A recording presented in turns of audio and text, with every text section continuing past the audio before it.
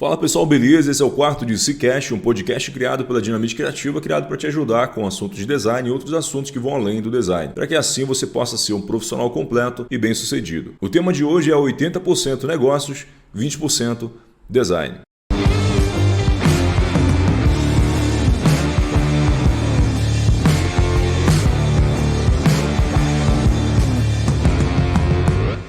Esses dias eu tive uma reunião com um cliente de tecnologia aqui do Brasil que tem mais de 150 filiais e vai passar por um processo de internacionalização da marca deles.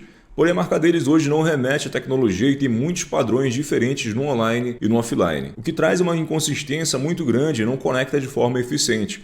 Causa muita confusão nos clientes por não conseguirem entender e identificar um padrão visual, assim como o Itaú tem muito forte a TIM e outras empresas que trabalham muito esses aspectos visuais ao longo dos anos. Pelo fato de terem muitos produtos, a gente recomendou que fossem separados por cores e ícones criados especificamente para esses projetos. Todo projeto precisa ser exclusivo e também passar personalidade. Falei bastante com eles sobre padrões de franquias, diretrizes internacionais de design, que o projeto deles, da forma como está hoje, não seria bem aceito no mercado internacional e que seria interessante ajustar isso antes de migrar de fato lá para fora. Se eles tentassem ajustar isso depois, sairia muito mais caro. Porque o mercado lá fora é muito exigente e competitivo, que para conseguirem passar respeito e autoridade, seria importante arrumar tudo isso antes de migrar de fato para o mercado internacional. Ainda sobre padrões de franquias, eu conversei sobre criar um manual de marca mais agressivo para que todas as franquias seguissem exatamente as mesmas diretrizes visuais, para que em qualquer lugar do mundo todas as franquias tivessem exatamente o mesmo alinhamento, uma vez que hoje não existe esse padrão. Eu citei também o caso da Spotify. Na época que a gente fez um projeto para a Spotify, a gente passou em torno de 3 a 4 dias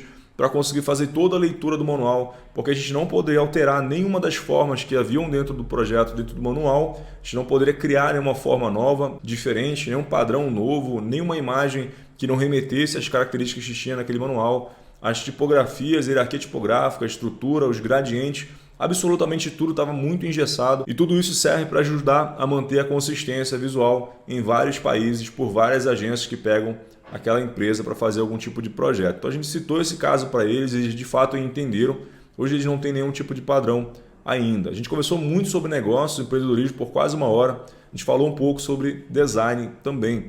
Começamos sobre a expansão da empresa e como ela poderia continuar expandindo com consistência, de forma mais profissional, criar um laço de lembrança na cabeça do consumidor, fazer com que todos os subprodutos tivessem uma conexão com a empresa guarda-chuva, assim como a própria Google já tem, a Microsoft e outras grandes empresas têm esse mesmo padrão para usar o guarda-chuva e os subprodutos também. Pelo fato da empresa ter 40 anos, ter completado 40 anos agora esse ano, a gente propôs que o logotipo passasse por uma etapa de evolução e não mudança radical, assim como a Mastercard, BMW e Starbucks fazem ao longo dos anos. Que por mais que eles mudam, ainda fica aquele resquício da versão anterior, uma marca que está sempre evoluindo e se adaptando.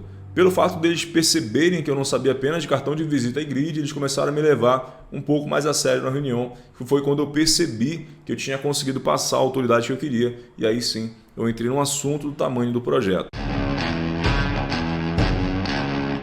A gente havia feito uma proposta para a mudança da identidade visual deles, que tinham acabado de completar 40 anos. A empresa hoje tem mais de 150 filiais, como eu tinha falado para vocês, porém uma identidade muito tradicional, com cores pastéis e sem padrões visuais, o que para uma empresa de tecnologia moderna que está sempre se atualizando em relação às novas tecnologias não faz muito sentido.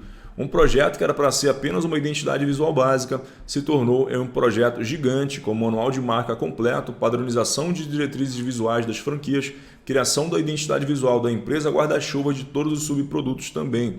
Vai ser um projeto de meses, mas vai ser um dos maiores projetos que a gente já fechou aqui no estúdio. Como um projeto básico se tornou um projeto tão grande. E aí que entra o título desse mini podcast de hoje. 80% falando de negócios e 20% falando de design. Se você quiser fechar com grandes empresas, grandes clientes, as suas reuniões precisam seguir essa porcentagem média, porque o seu cliente não entende de design e se você não entende de negócios, cada um vai falar uma língua diferente, a conexão não vai existir.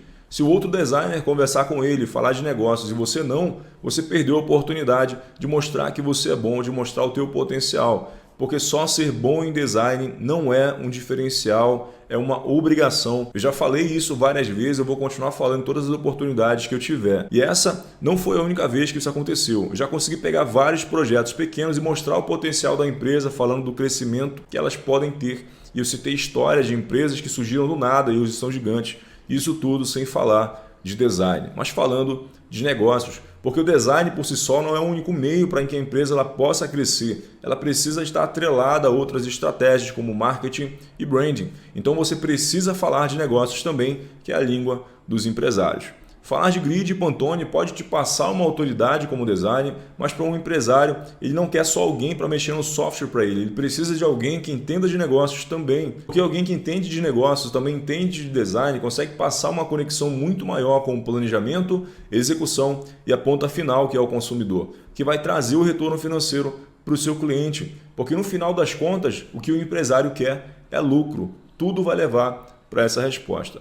O projeto ele precisa fazer sentido e se você entende de negócios, você vai conseguir executar de uma forma muito mais clara, de uma forma muito mais diferenciada do que alguém que entende só de design. Você vai conseguir conversar com o seu cliente de igual para igual, não como alguém que ele contratou para fazer um logotipo para colocar no cartão de visitas e na fachada dele. Nesse mini podcast era isso. Espero ter conseguido te ajudar a abrir a sua mente para entender como fechar com grandes clientes, fechar grandes projetos. Um abraço e até a próxima.